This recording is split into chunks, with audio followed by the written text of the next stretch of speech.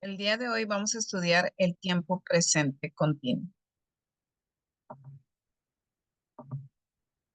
Y usamos el tiempo presente continuo, el cual también es llamado presente progresivo. Así no lo podemos encontrar en diferentes libros de gramática, presente continuo o presente progresivo. Lo utilizamos para lo siguiente: para describir una acción la cual está pasando, la cual está sucediendo en el momento en el que estamos hablando. Ejemplo: You are studying for your test, right? Estás estudiando para tu examen, ¿verdad?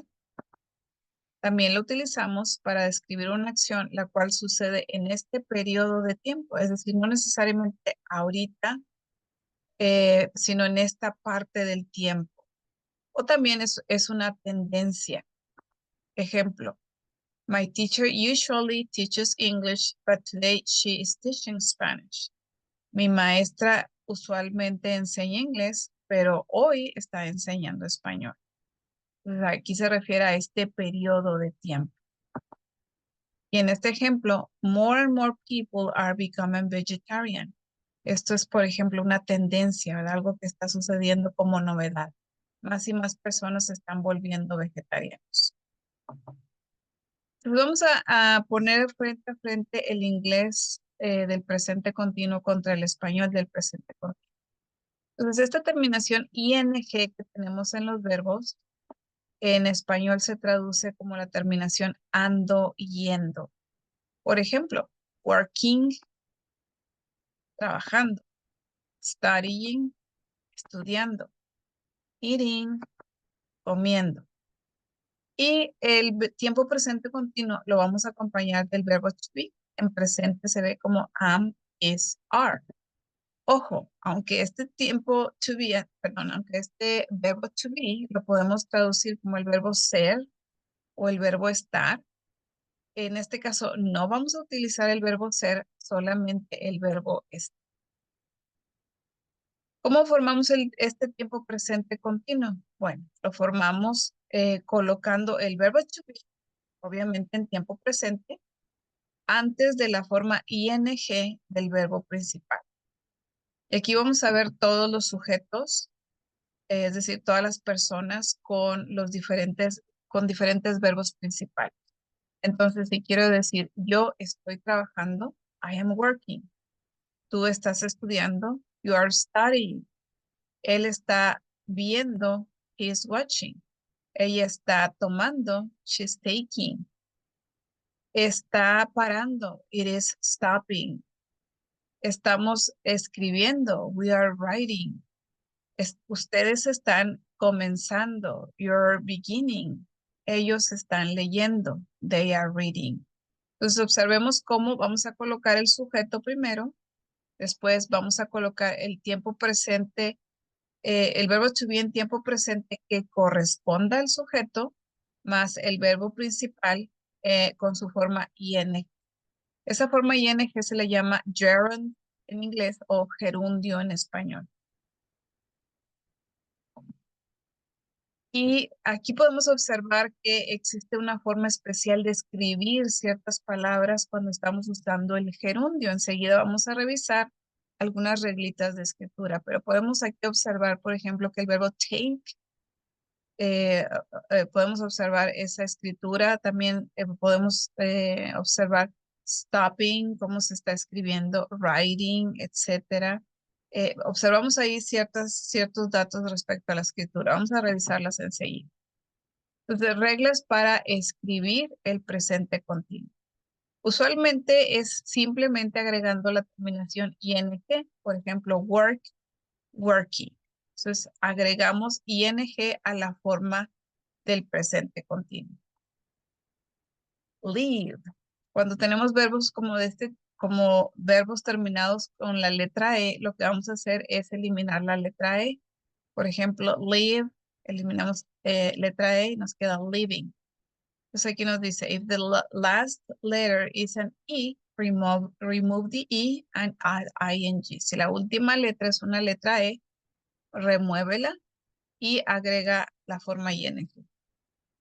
Y otra reglita es que en algunos casos vamos a duplicar la última letra de algunas palabras. Some words double the last letter. Algunas palabras duplican su última letra, pero ¿cómo es eso? ¿Cómo podemos hacer eso? Bueno, vamos a ver un poquito más acerca de las reglas de escritura. Entonces aquí vamos a estar muy atentos porque parece un poquito enredado, pero vamos a tratarlo de explicar de una manera, la forma más sencilla posible. Entonces, en reglas de escritura, si mi verbo, las últimas tres letras terminan en consonante, vocal, consonante, a eso se refiere esta CBC, consonante, vocal, consonante, y tiene solo una sílaba, ¿qué vamos a hacer? Vamos a duplicar la última consonante. Por ejemplo, shop, si nos fijamos en esta palabra o en este verbo, tengo una consonante, vocal, consonante y lo que voy a hacer es duplicar la última consonante. Por eso me queda shopping. Igual pasa con run. Las dos son palabras o verbos de una sola sílaba y también termina en consonante, vocal, consonante, siempre revisando las últimas tres letras de la palabra. El verbo en su forma original, ahí es donde vamos a revisar las tres últimas letras. Entonces, como se repite la regla, consonante, vocal, consonante, duplico la última consonante. Hay unas letras que son excepción, es decir, si mi verbo termina en W, X, Y, Z, no voy a aplicar la regla. Es muy fácil recordar las letras ya que son las últimas cuatro letras del alfabeto, W, X, Y, Z. Por ejemplo, si tengo la palabra fix, que es arreglar, entonces aquí no duplico porque la X es excepción. Igual sucede con blow, que es soplar. Entonces, no duplico la W ya que es una excepción. Bueno, ¿y qué pasa si mi verbo termina en consonante, vocal, consonante, pero tiene el stress, se llama en inglés, es decir, la sílaba que se estira, la sílaba que se extiende? En español diríamos la que va acentuada, es la que se oye un poquito más fuerte. Entonces, ¿qué pasa si el verbo termina en consonante, vocal, consonante y tiene el stress o el acento en la última sílaba? Es decir, una palabra que tiene dos sílabas o más. Entonces, ahí vamos a duplicar la última consonante. Por ejemplo, begin, si se fijan, es de dos sílabas, pero mi sílaba del stress, o la que llevaría el acento, sería gin, begin. No digo begin, sino begin. Entonces, mi acento, mi stress está en la última sílaba, por eso también voy a duplicar la última sílaba, la última letra, perdón. Igual pasa con forget, no digo forget, digo forget. Entonces el stress está en la última sílaba, igual terminan en consonante, vocal, consonante, consonante, vocal, consonante, duplicamos la última consonante. E igual aplica la excepción a las letras W, X, Y, Z. Entonces ahí tenemos el segundo caso. Si mi verbo tiene más de una sílaba, es decir, dos sílabas o más, y el acento recae en la última sílaba o el stress recae en la última sílaba, también voy a duplicar esa última letra. Pero si mi verbo termina en consonante, vocal, consonante y la última sílaba no tiene el stress, es decir, no es la sílaba más fuerte, entonces, ¿qué vamos a hacer? Ahí no duplicamos la última letra. Veamos un ejemplo. La palabra open, si se fijan, son dos sílabas, pero el stress o el acento que recaería en la palabra o, porque decimos open, no decimos open, sino open. Entonces aquí no se duplica, aunque tengo consonante, vocal, consonante, no duplico la última consonante. Veamos otro ejemplo. Travel es otra palabra, entonces mi stress está en la primera sílaba, digo travel, no travel. Y entonces, aunque tenga consonante, vocal, consonante, pero no recae el acento en mi última sílaba, entonces no duplico. Igual sucede con visit. No digo visit, sino visit. Entonces tampoco duplico, aunque tenga consonante vocal consonante. Visiting, me quedaría ahí. Pero, ¿qué pasa si estas reglas parecen demasiado, parecen abrumadoras? Bueno, una solución, si nos cuesta mucho trabajo entender las reglas o aprender las reglas, lo que podemos hacer es lo siguiente: tratemos de memorizar esas palabras o memorizar la escritura de las palabras. Por ejemplo, they are opening the store now. Ellos están abriendo la tienda ahora. Aprendemos que no lleva doble consonante aquí. En cambio, I am cutting some apples. Cut es una consonante vocal, consonante si duplico. Entonces, cutting lleva doble T. My uncle is writing a novel. Write termina en E, entonces la elimino. Terry is mopping the floor. Mopping, que significa trapear, lleva doble P. My mother is baking us a cake. Mi madre está horneándonos un pastel. Termina en letra E, entonces la elimino. Si me parece demasiado aprender las reglas, pues lo que voy a hacer es tratar de memorizar las palabras y así siempre voy a asegurarme de que tener una buena ortografía a la hora de escribir en inglés. Veamos la diferencia entre el tiempo presente simple contra el tiempo presente continuo, porque con frecuencia los confundimos. Entonces veamos cuál es la diferencia. El tiempo presente simple es aquel que cuando tenemos una tercera persona le agregamos una S al verbo. Entonces, el tiempo presente simple es un tiempo verbal que se usa para mostrar acciones que se repiten con frecuencia, es decir, hábitos, cosas que hacemos cotidianamente, o también cuando estamos generalizando. Veamos algunos ejemplos. I usually get up at 6 a.m. Es algo que se repite con frecuencia, ¿verdad? A la hora que me levanto. Mary reads at the library to learn. Mary lee en la biblioteca para aprender. Entonces aquí es algo que es un hábito. Por ejemplo, para Mary es un hábito leer en la biblioteca. Y elephants are big animals. Aquí estamos generalizando, ¿verdad? Los elefantes son animales grandes. Entonces, en esos casos usamos el tiempo presente simple. ¿Verdad? No vamos a utilizar el tiempo presente continuo porque es una acción que se repite con cierta frecuencia o es un hábito o estamos generalizando. ¿Qué tipos de palabras vamos a ver en el tiempo presente simple? Vamos a ver palabras, por ejemplo, como always, usually, often, sometimes, never, every day, o every con cualquier periodo de tiempo, every week, every month, every night, etc. Las palabras que vamos a ver en el tiempo presente continuo. Vamos a verlo de lado. Perdón, estas son palabras que vamos a ver con frecuencia en el tiempo presente simple. Vamos a ver de lado el tiempo presente continuo. Entonces, como lo explicamos al principio, es un tiempo verbal que se usa para mostrar una situación que está sucediendo en el momento de hablar, entre otras opciones que podemos usar el presente continuo. Ejemplo, I am getting up at this moment. Me estoy levantando en este momento. Mary is eating pizza now. Mary está comiendo pizza ahora. Look, the elephants are dancing. Mira, los elefantes están bailando. Entonces, ¿cuáles palabras vamos a encontrar en el tiempo presente continuo? Pues vamos a encontrar palabras como las siguientes. Now, right now, in this moment, at present. Look, listen.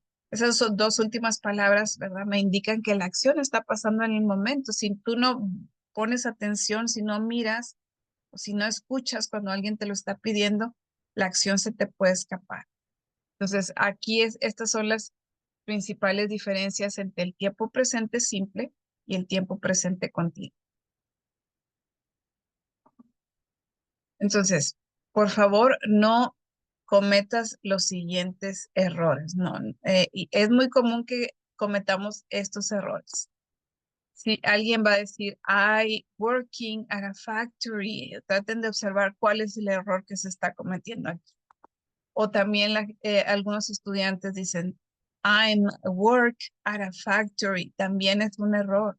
Estos dos ejemplos que estamos viendo están equivocados, ¿verdad? ¿Cuál es lo correcto? ¿Cómo es la forma correcta de decirlo? I am working at a factory. O lo puedo usar también en la contracción. I'm working at a factory. Entonces, como podemos notar los errores acá, en la primera le está faltando el verbo to be y en el segundo ejemplo falta la terminación ing del verbo. Entonces, cuando queremos usar el tiempo presente continuo, asegúrense de colocar el verbo to be y la forma ing del verbo. O bien podríamos usarlo en contracción. Por favor, no cometamos esos errores que son bastante comunes. Revisemos ahora la forma negativa del tiempo presente continuo. Y es muy sencilla porque previamente ya hemos estudiado cómo hacer negaciones con el verbo to be. Entonces aquí se siguen respetando las mismas reglas. Para formar oraciones negativas en este tiempo presente continuo colocamos la palabra not después del verbo to be. Podemos usar las contracciones isn't and aren't. Ejemplos. They are not working overtime. Ellos no están trabajando tiempo extra. He is wearing a tie, but he's not wearing a hat. Aquí es donde tenemos la negación. Él está llevando una corbata, pero no está llevando un sombrero. He's not walking the dog. Él no está paseando al perro. O con sus contracciones. They aren't singing well today. Ellos no están cantando bien hoy. We aren't they aren't taking the bus today. Ellos no están tomando el autobús el día de hoy. James isn't reading his book. James no está leyendo su libro. Entonces, de esta manera, formamos negaciones en el tiempo presente continuo. Revisemos cómo formamos preguntas en este tiempo presente continuo. Y también es sencillo, puesto que ya hemos aprendido previamente cómo hacer preguntas con el verbo to be, y en esta forma recuerden que el verbo to be está incluido. Entonces, para hacer preguntas en este tiempo verbal, colocamos el verbo to be antes del sujeto, es decir, antes de la persona, y agregamos el signo de interrogación al final. Veamos ejemplos. He is playing tennis. Entonces, si parto de una afirmación, aquí es muy sencillo hacer la pregunta. Simplemente colocamos el verbo to be antes. Is he playing tennis? Recuerden, como lo dice aquí nuestra flechita, se debe colocar antes del sujeto. Sujeto es la persona que está haciendo la acción. Y también, pues, no olvidar el signo de interrogación al final. Veamos más ejemplos. Are they walking in the park? ¿Están ellos caminando en el parque? Is she eating pizza? ¿Está ella comiendo pizza? Is it raining outside? ¿Está lloviendo afuera? Are they working overtime today? ¿Están ellos trabajando tiempo extra el día de hoy? ¿Por qué es importante esto que mencionamos en el caso de la pregunta? Porque recordemos que en español realmente el orden no se tiene que cambiar a la hora de hacer preguntas. Simplemente a veces con hacer la entonación o si la veo por escrita, colocando los signos de interrogación, con eso es más que suficiente para hacer preguntas. Pero en inglés sí es necesario hacer cambios en el orden, ¿verdad? Colocamos el verbo to be antes, al inicio, para hacer las preguntas. Entonces, muy importante recordar ese dato, si voy a hacer una pregunta, debo colocar el verbo to be antes, ¿verdad? Que con este cambio que hacemos es más claro que se está haciendo una pregunta. Recuerden que en inglés no tenemos signo de interrogación inicial, solamente signo de interrogación final. Entonces, por eso es importante que establezcamos por ahí el orden correcto. Muy bien. Y finalmente les pongo aquí unos ejemplos. El que guste puede pausar el video, tomar un screenshot y puedes hacer estos ejercicios traduciéndolos al inglés y obviamente utilizando el tiempo presente continuo. Si eres gustoso, puedes anotar en los comentarios alguno de estos ejemplos traduciéndolos al inglés. Muy bien, esta es nuestra clase del tiempo presente continuo. Espero que haya sido de utilidad.